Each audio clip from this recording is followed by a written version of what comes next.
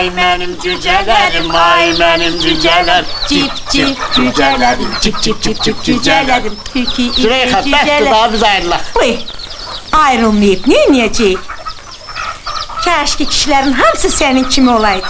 Məhəmməd, Can. deyirsən yəni heç ömründə evlənməmsən. Yox, anadan gəlmə dula. Dulsa? Necə? Anadan gəlmə dulsan? Estağfirullah, mən nə pis yuxu görürəm? Yaxşı, əlimdən qaçıb burada. Bu toyu hinində gizlənmək istəyirdin. Tutmaz. Düş qabağıma. Vay, vay, vay, vay. Bu kimdir ay Məhəmməd qardaş? Bu mənim günahlarımdır, qadın şəklinə düşüb qara-qara, dalımda Bu gəl. başıma xeyr. Mami, Hə. demədim düş qabağıma. Yoxsa bu kolxozu yerlik san eləyərəm. Az bırak görüm. Ay Məhəmməd, gör nə toyuq kimi qaqqıldayıb.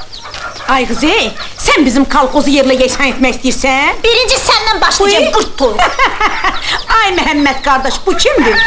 Ay qızı, nə istəyirsən bu yazıq kişidən? O kişinin canını olmaq istəyirəm. Çəkil ayağına. Buyur. Mami, pəncəyi çıxar, ayaqqabıları da ver. Tez ol, ayaqqabıları çıxar. Ay cəmaat, burada adam soyurlar. Köməklə. Mən qanunla danışıram. Bax, budur. Hə, hara qoymuşum bu zəhir marı, hardadır? Hara qoymuşum, dayan.